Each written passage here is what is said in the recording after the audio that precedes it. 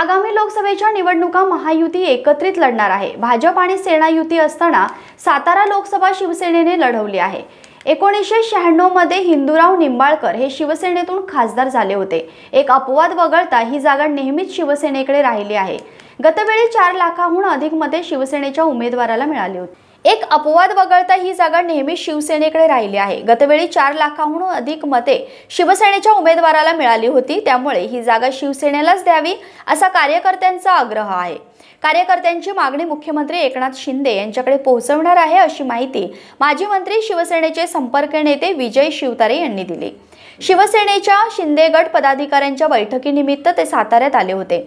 यावेळी त्यांनी येथील शासकीय विश्रामगृहात पत्रकारांशी संवाद साधला। जिल्हा प्रमुख चंद्रकांत जाधव, रणजितसिंह भोसले, एकनाथ ओंबाळे, शारदा जाधव आदींसह पदाधिकारी उपस्थित होते। यावेळी विजय शिवतारे म्हणाले, सातारा लोकसभा निवडणुकीत शिवसेनेचा उमेदवार असावा अशी कार्यकर्त्यांची मागणी आहे।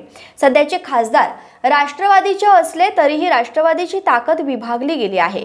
मात्र शिवसेना शिंदे गटाकडे 90% कार्यकर्ते असून शिवसेनेची मोठी ताकद आहे। शिवसेनेकडे हक्काची मतपेटी असल्याने ही जागा शिवसेनेलाच घ्यावी यासाठी मुख्यमंत्री शिंदे यांच्याकडे बैठकीत मागणी करणार आहे।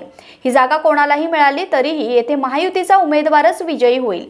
शिवसेनेचे संस्थापक बाळासाहेब ठाकरे यांनी नेहमीच सर्वसामान्य कार्यकर्त्यांना भर दिला। तीच कार्यपद्धती मुख्यमंत्री एकनाथ शिंदे यांनी अंगीकारली आहे। त्यामुळेच स्थानिक कार्यकर्त्यांना ताकद देण्याचे काम करणार आहे। त्यामुळे आगामी पंचायत समिती आणि जिल्हा परिषद निवडणुकांमध्ये शिवसेनेचे अस्तित्व मोठ्या प्रमाणावर दिसेल। आगामी काही महिन्यात लोकसभेच्या निवडणुका आहेत, त्यामुळे स्थानिक व सर्वसामान्य कार्यकर्त्यांची मोट बांधण्यासाठी आम्ही काम करीत आहोत। सभासद नोंदी कार्यक्रमही राबवत आहोत। जिल्ह्यात 2998 बूथ असून प्रत्येक बूथवर शिवसेनेचा बूथप्रमुख नेमणार आहे, असेही शिवतारे यांनी सांगितले।